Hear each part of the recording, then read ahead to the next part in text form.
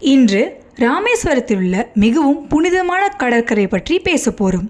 இதுதான் அக்னி தீர்த்தம். இது ஒரு சாதாரண கடற்கரை இல்லை.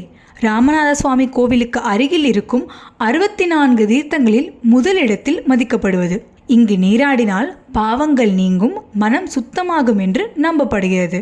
ராமாயணத்தில் தேவியான சீதா தன் தூய்மையை நிரூபிக்க தீயில் அமர்ந்தார்.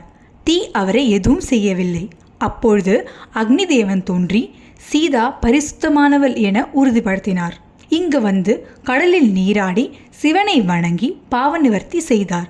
அதனால்தான் இந்த இடம் அக்னி தீர்த்தம் என்று அழைக்கப்படுகிறது. ஆயிரக்கணக்கானோர் இங்கு நீராடி தர்ப்பணம் செய்கிறார்கள்.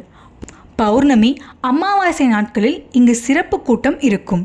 அக்னி தீர்த்தம் ஆன்மீகமும் இயற்கை அழகும் சேர்ந்திருக்கும் இடம்.